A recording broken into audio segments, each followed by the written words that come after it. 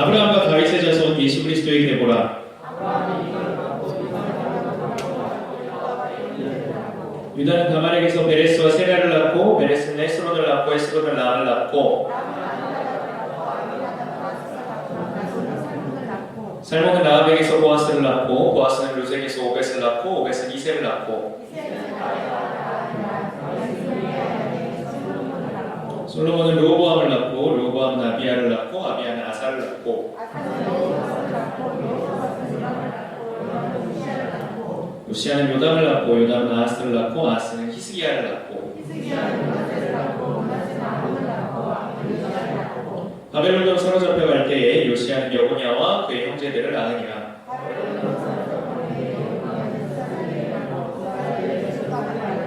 스룹바벨은 아비웃을 낳고 아비웃은 엘리야김을 낳고 엘리야김은 아소르를 낳고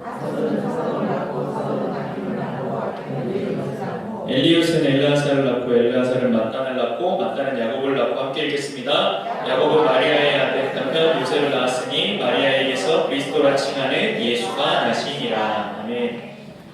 우리 좌우에 계신 분들과 먼저 인사하겠습니다. 본문 읽느라 수고했다.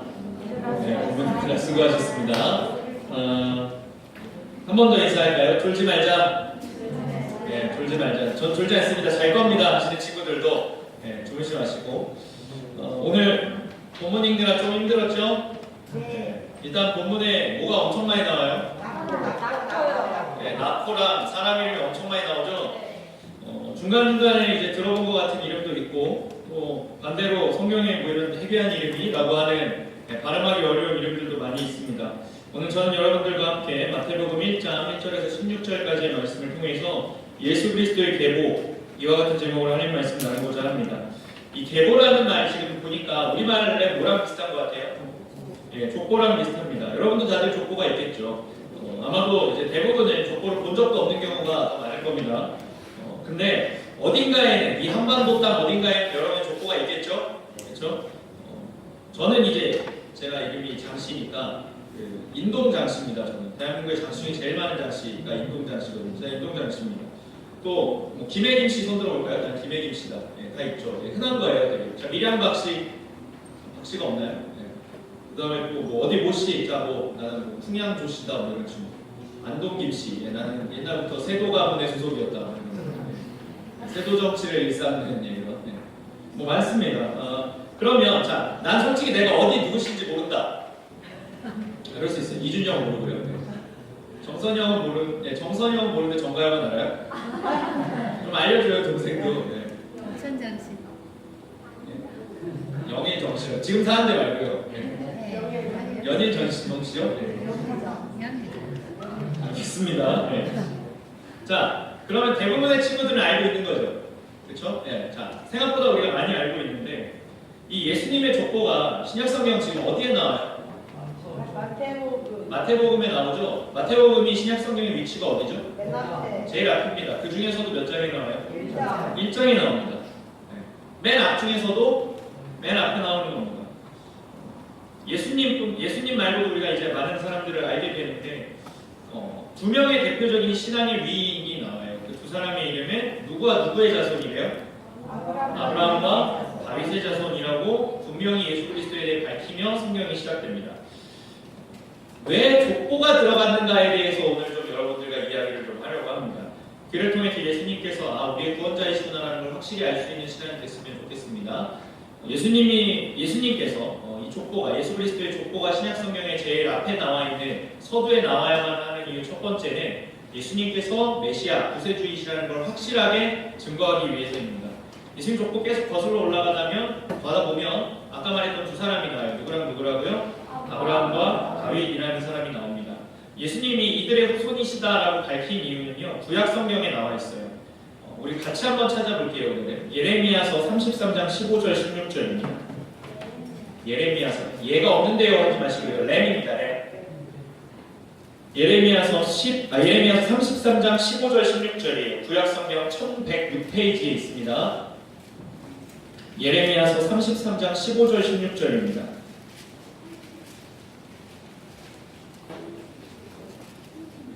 33장 15절 16절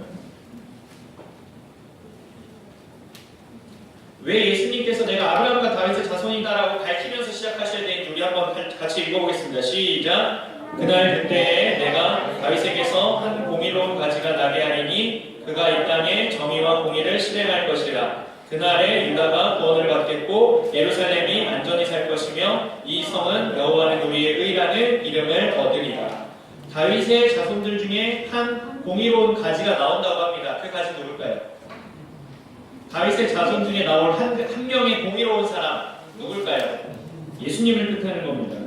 이처럼 예수님께서 태어나실 것이다, 예수 그리스도 구세주가 오실 것이다라는 것은 구약에 이미 약속되어 있는 내용이었습니다. 그리고 그 예수님께서 이 땅에 정의와 공의를 실행하시고 구원과 안전을 책임지실 것이라는 것을 명백하게 기록하고 있습니다. 좀 딱딱해지니까 쉬운 얘기 좀 해볼까요? 여러분 하품하기 시작할까봐. 자, 여러분 출발 비디오 여행이라는 프로그램 아나요? 역시 또 이제 주일에 하니까 경건한 친구들은 주일 12시 하는 걸 제가 어떻게 봅니까? 그죠? 출발 비디오 여행이라고 하는 프로그램이 있어요. 굉장히 오래된 프로그램이에요. 아니면 여러분 막 그 토요일에 하는 SBS에서 하는 접속 무비월드 이런 거 알죠? 잘 TV가 없어요 집에? 아무튼 뭐 소개하는 프로그램일까요? 영화를 소개해주는 프로그램이에요. 이 출발 비디오 여행에 보면요 여러 가지 이제 그 세부 프로그램들이 있는데 이 프로그램 중에 제일 재미있는 게 뭐냐면요 영화 대 영화라는 거예요. 두 개의 영화를 이렇게 같이 비교해 보면서 이렇게 보여주는 거예요. 이 영화가 이렇게 됐다, 여기로 갔다, 저기로 갔다 막 이렇게 하면서 이렇게 보여줘요. 이걸 누가 진행하냐면요, 우리 선생님들은 아마 아실 텐데 여러분 잘 모르실 거예요. 개그맨 중에 김경식 씨라는 분이 있어요. 딱따구리 잘 되는 분이 있어요. 그분이 진행을 하는데 진짜 맛깔스럽게 진행을 합니다. 막 그 안에 있는 막 등장인물들 막 성대모사도 하면서 진짜 재밌게 진행을 합니다. 근데 아주 큰 문제가 있어요. 뭘까요? 이 아저씨만 믿고 영화 봤다가는 재미없는 영화 보기 십상입니다. 이 아저씨가 너무 설명을 잘해서 아무리 재미없는 영화도 재미있게 만드는 거예요. 막 보고 싶어요. 그리고 그 프로그램의 핵심이 뭐냐면 결론을 안 보여줘요. 궁금한 거예요. 어떻게 되는지 영화관 가서 확인하시죠. 막 이래요. 그럼 영화관 가서 확인해야 되잖아요. 근데 별게 없어요. 너무 예상했던 대로 끝나. 보통 그렇게 되더라고요. 마치 뭐가 있냐면요. 질소과자 같아요. 이따만 해갖고 우와 가봤는데 안에는 통 이렇게 되는 거 있죠. 안에 들어있는 게 별로 없어요. 우리가 이런 걸 무슨 포장이라고 해요? 아들 포장이라고 불러요. 우리가 아까 그 영화도 마찬가지고 이 과자도 실망하는 게 이유가 뭐예요? 기대한 게 이만큼이었는데 그 내용이 그거에 훨씬 못 미치기 때문이잖아요. 근데 예수님 반대입니다.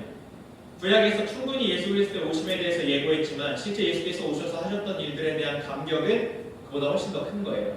예고편을 너무 재밌게 잘 만들어놨는데 본편이 훨씬 더 재밌는 겁니다.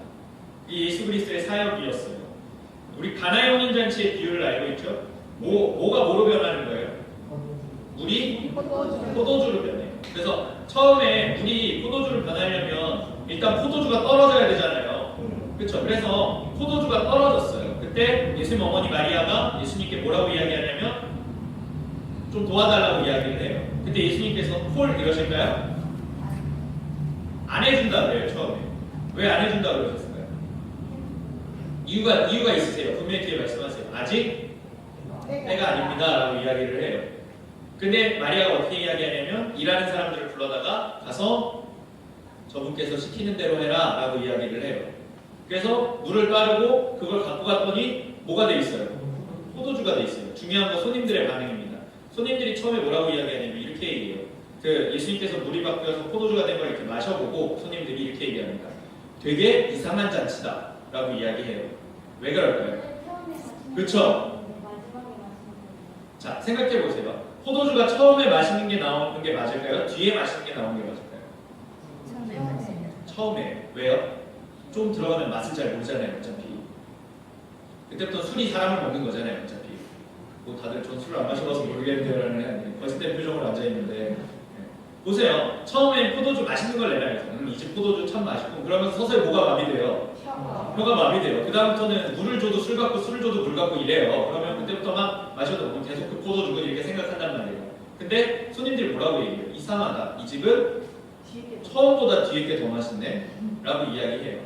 예수님과 비슷하지 않습니까? 구약에서 예고된 예수님도 충분히 훌륭하고 너무 멋있는 모습이에요. 근데 실제로 오신 예수님의 모습은 그보다 더 놀라운 모습이었다고요. 우리는 그 예고편뿐만 아니라 본편까지 다 본 사람들입니다. 예수님께서 우리를 위하여 십자가에 못 박히시고 죽으셨다는 사실을 믿으세요? 그게 본편입니다. 기승전결이라는 걸 알죠? 그렇죠? 우리가 기승전결이라는 걸 배우죠. 그리고 또 뭘 배워요? 발단, 전개, 위기, 절정, 결말을 배우죠. 그렇죠? 네. 예수 그리스도의 대속의 사역은 절정입니다. 이 절정의 끝에는 뭐가 남아요? 결말이 남아 있어야 돼요. 지금 중학교 1학년 친구들 뭔 소리 막 이렇게 하고 있는데 여러분들이 나중에 반드시 외워야만 하는 왜 이 5단계를 외워야 되는지에 대해서는 잘 모르겠지만 아무튼 외우라고 이야기하는 그겁니다. 여러분 예수님이 십자가를 지시고 죽으시고 다시 살아나셨다는 게 여러분 표현으로 레알 팩트 사실입니까? 사실이에요? 소설 같은 거 아닐까요? 전설같이 호랑이 담배 피던 시절 이런 거. 진짜라고 믿으세요 그걸? 진짜입니다. 진짜가 아니면 우리가 여기 앉아있을 이유가 없어요. 그렇잖아요. 예수님이 우리를 위해 십자가를 지시고 거기서 이제 죽으시고 부활하셔서 나중에 다시 오실 것이래. 근데 그거 다 뻥이야. 이러면 여기 못하러 앉아있어요. 둘 중에 하나를 택해야 됩니다. 믿거나 안 믿거나. 우리가 본 예고편에서의 예수 그리스도에 그치는 게 아니라 실제 우리 본편에 등장하셨던 예수 그리스도께서 진짜다라는 걸 믿으면 우리는 그리스도인이다라는 칭함을 갖게 됩니다.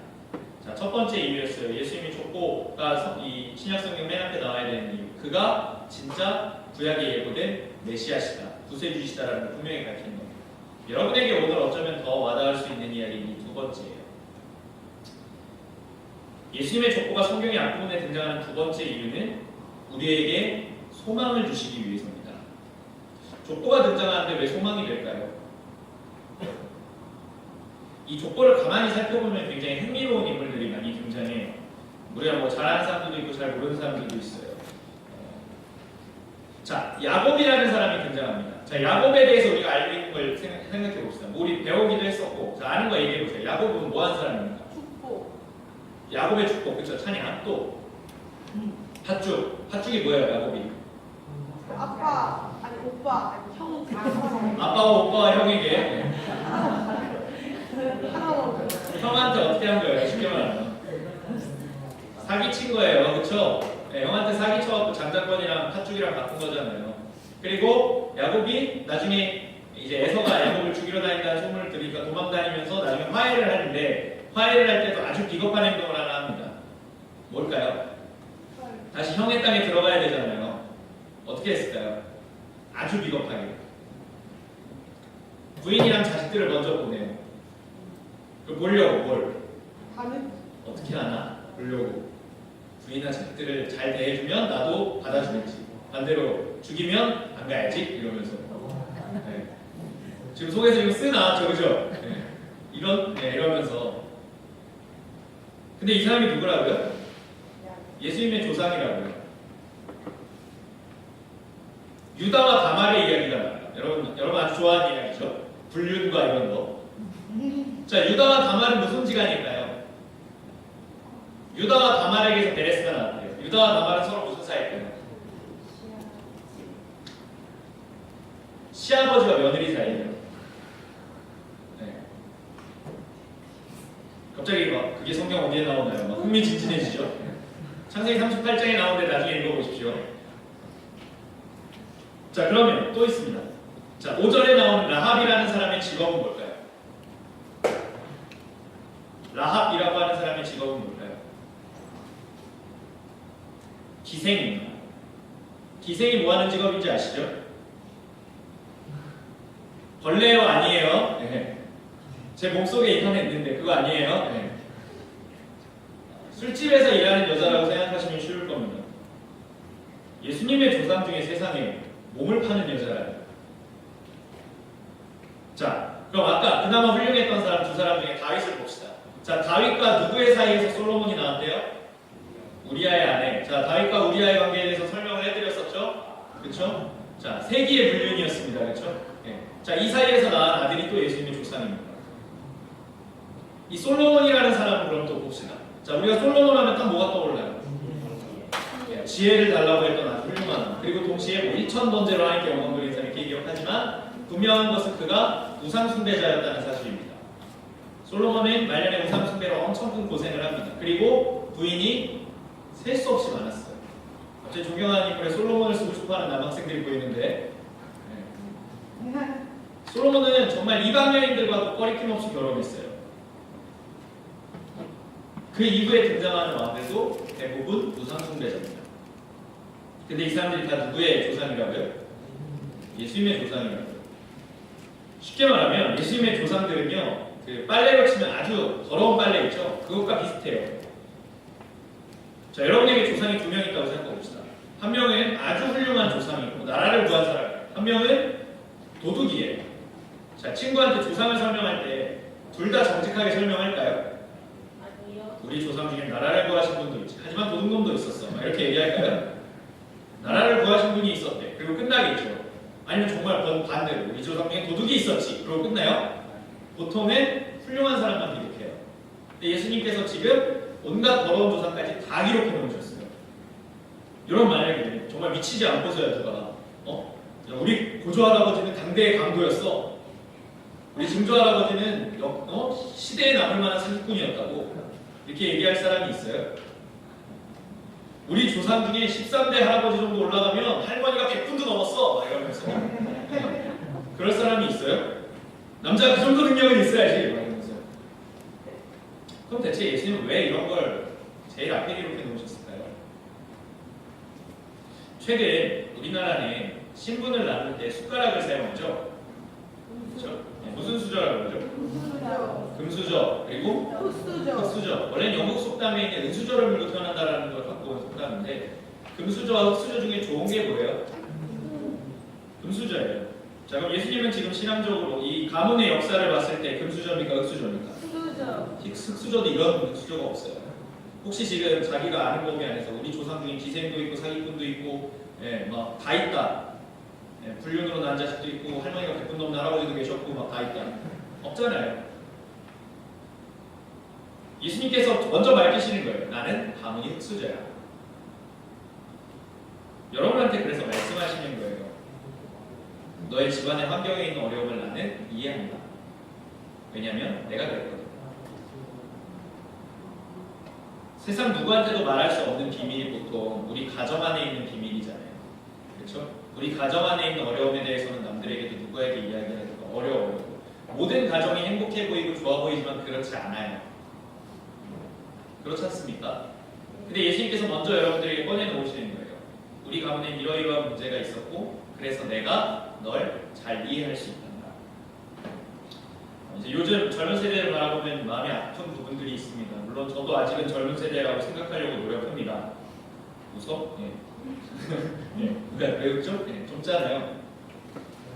한 명쯤은 동의를 해줄 줄 알았는데 요즘 청년들, 청소년들 바라보면요 너무 안타까운 사실이 뭐냐면 부의 세습에 못지않게 가난의 세습도 이어진다는 거예요.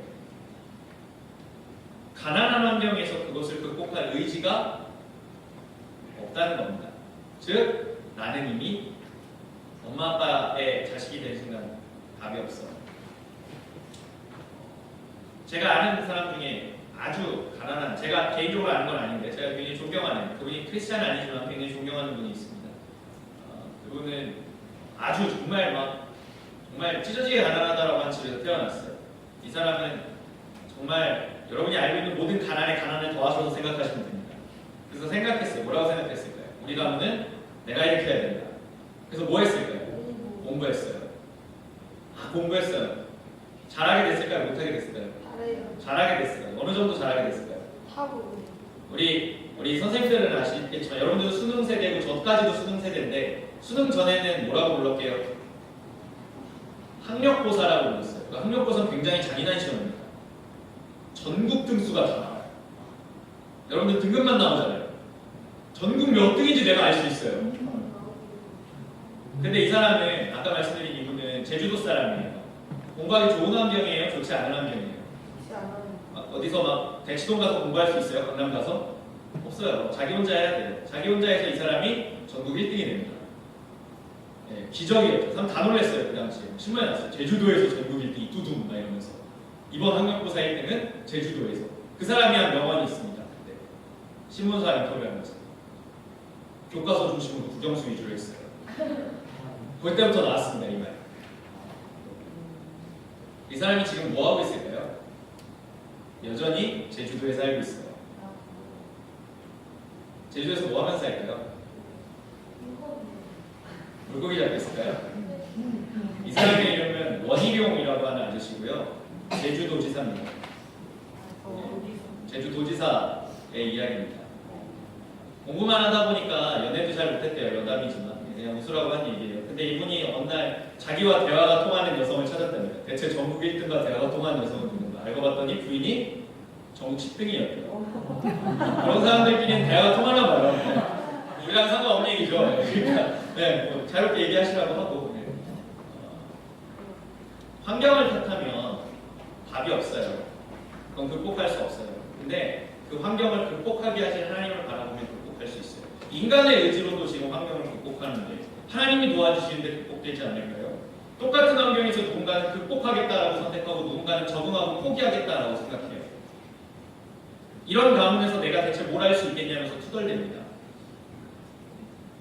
여러분, 여러분에게도 후손이 생길 거예요. 그렇죠? 여러분의 후손이 여러분을 볼 때 나는 우리 조상 때문에 망했어라고 이야기하길 원하세요? 아니잖아요.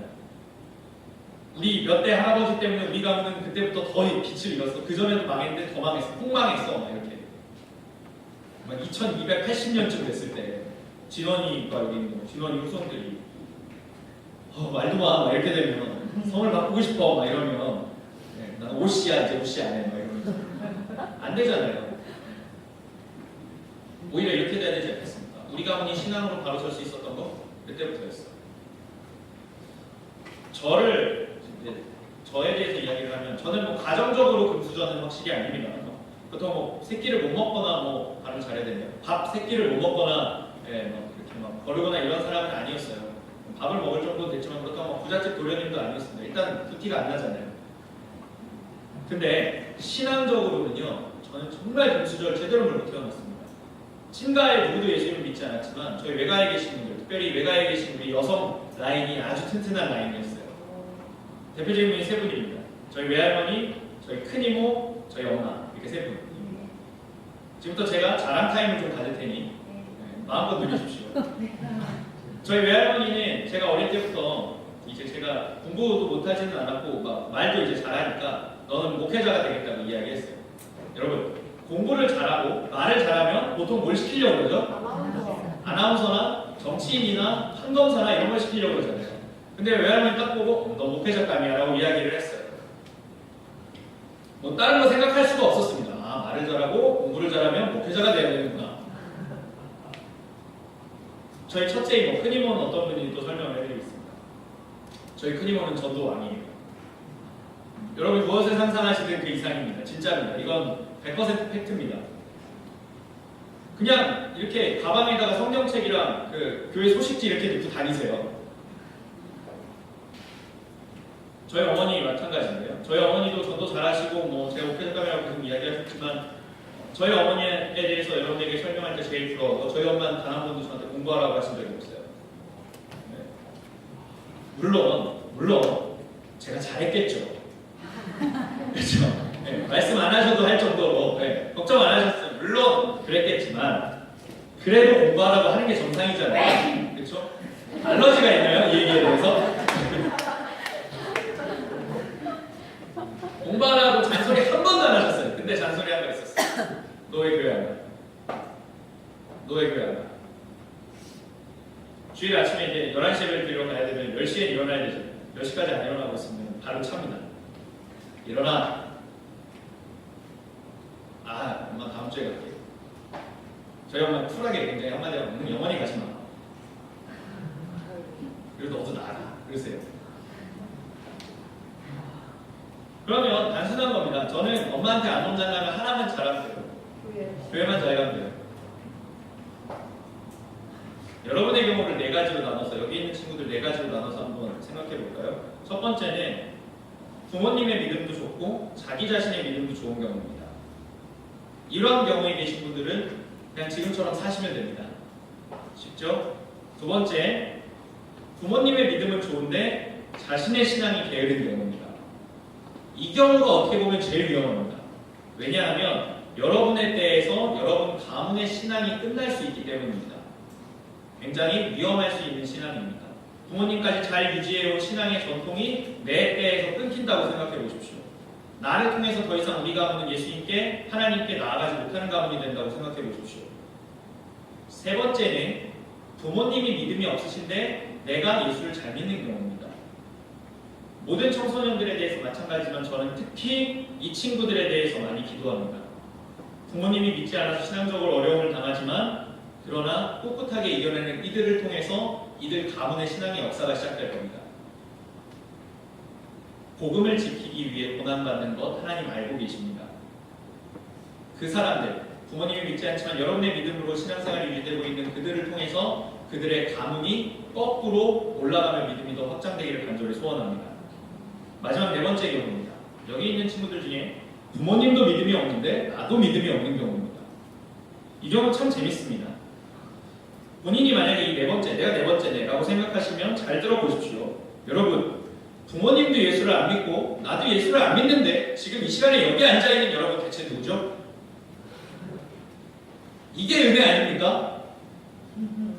부모님도 예수님을 몰라요. 나도 예수님을 몰라요. 근데 난 예배 시간에 앉아있어요. 하나님이 여러분 얼마나 사랑하시면 이 자리에 지금 앉혀놓으셨겠습니까? 그래서 저는 이 네 번째 단계에 있는 친구들이 세 번째 단계로 옮겨가길 간절히 소원합니다. 우리 가문의 신앙의 첫 번째 때 나로부터 시작되기. 여러분 가문의 신앙의 1세대가 되십시오. 물론 앞에 계신 분들, 여러분 앞에 있는 여러분의 조상들, 또 부모님들, 할아버지, 할머니가 믿음 생활 잘 해오셨을 겁니다. 그럼에도 나중에 여러분의 후손들이 여러분의 가문의 신앙에 대해서 이야기할 때 여러분이 가장 먼저 입에서 나오시게 하십시오. 우리 가문에는 김동균이라는 분이 계셨지. 그분은 중고등부 때부터 고위직을 놓치지 않았어. 회장 아니면 안 했어, 그분은. 그런 분이셨지. 아니면 또 가영이나 선영이 생각하면서 그 두 분은 막 이러면서 그럴 수 있잖아요.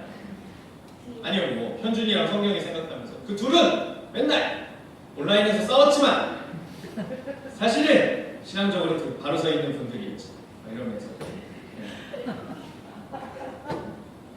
막 우리 현준이 조상들이 현준이 딱 보면서 네? 그분은 비록 악플러였지만 이러면서 모든 데 찾아가서 현준이가 악플을 달잖아요. 야, 못생겼다 막 이러면서 내려라 막 이러면서 달아가는 현준이. 봐봐요, 아니라고 못하잖아요. 우리가 모두가 알고 있어요. 현준이랑 페이스북 친구가 되세요, 여러분. 악플러의 실체가 우리 주변에 있다는 걸 쉽게 아실 수 있습니다. 말씀의 결론을 맺으려고 합니다. 여러분, 예수님이 구세주이신 걸 믿는 게 중요한 이유는 그 계보에 기록되는 것이 중요한 이유는 그것이 정통성의 문제와 관련이 있기 때문입니다. 갈라디아서 2장 16절에 성경은 이렇게 기록합니다. 사람이 의롭게 되는 것은 율법의 행위로 말미암음이 아니요 오직 예수 그리스도를 믿음으로 말미암은 줄 아노. 자, 사람이 의롭게 되는 건 착한 일을 많이 해서래요? 아니면 예수님을 믿음으로 해요? 예수님을 믿음으로 해요. 자, 예수님을 믿는 자에게 이런 특권이 주어집니다. 하나님을 뭐라고 부를 수 있어요? 아버지. 자, 1번 삼촌, 2번 아버지. 아버지. 삼촌 이상하잖아요. 아니, 삼촌은 이상하잖아요. 할아버지도 좀 이상하죠. 하나님 아버지라고 부를 수 있어요. 자, 아버지라고 부를 수 있는 권한은 누구한테 있는 거예요? 자식한테 있는 거예요. 아버지가 족보에 기록되어 있으면 자식도 족보에 기록되는 겁니다. 예수 그리스도의 계보는 예수 그리스도의 나심으로 끝났지만 그 이후의 족보는 여러분도 계속 기록되고 있습니다. 이 거룩한 성경의 역사에 여러분의 이름이 기록되어 있다고 합니다. 지금 그 이름 적힘을 사모하십시오. 이 계보를 통해서 우리는 우리의 환경을 이해하시는 하나님을 깨달았습니다. 여러분의 환경이 여러분을 괴롭히는 것 같을 때에도 이 길을 포기하지 마십시오. 우리는 하나님으로부터 멀어지기 위해 창조되지 않았습니다. 환경의 지배를 받지 마시고 오직 하나님의 능력을 의지하십시오. 상황이 나빠지면 나빠질수록 내가 하나님 믿는데 왜 이렇게 상황이 나빠지냐라고 이야기하는 것이 아니라 상황이 나빠지면 나빠질수록 그것을 해결하신 하나님의 능력이 크시다라고 고백하십시오. 야, 아직은 하나님이 일하실 정도의 이건 환란이 아니야. 야, 이따만 해줬을 때 하나님이 이거 극복해 주시면 얼마나 좋을까. 예를 들어서 성경에 38년 된 병자를 고쳐주신 예수님의 이야기가 나와요. 만약에 그 38년 된 병자가 아니라 3분 8초 된 병자였다고 생각해 보세요. 예수님 제가 3분 전부터 감기 기운이 있는데 고쳐주셨어요. 우리가 할렐루야 말겠을까요? 38년이라는 긴 세월 동안 병자로 갇혀있던 아주 어려운 상황에 처해있던 사람을 예수님이 단 한 번에 고치셨어요. 눈먼 사람이 있어요. 날 때부터 앞을 못 보게 된 사람. 그 사람들 옆에서 사람들이 비난합니다. 예수님한테 막 조롱하듯이 물어봐요. 이 사람은 왜 앞을 못 보고, 이 사람 왜 이렇게 됐습니까? 이 사람, 아유, 아니, 뭐 이런 사람 왜 만드셨습니까? 이 사람 자기가 죄가 많은가 보죠? 라고 합니다. 그때 예수님 뭐라고 그러실까요? 그래, 얘는 죄인이야? 이러실까요? 이 사람이 아파야 되는 이유는 뭐예요? 하나님께 영광 돌리기 위해서이다 라고 하고 그 자리에서 고쳐주세요. 그리고 그 사람이 고침받고 하나님께 영광 돌립니다. 여러분도 가뭄에 또는 여러분 자신에게 아픈 부분이 있으시죠? 그것이 신앙적이든 아니면 남들에게 말할 수 없는 은밀한 죄이든 상관없습니다.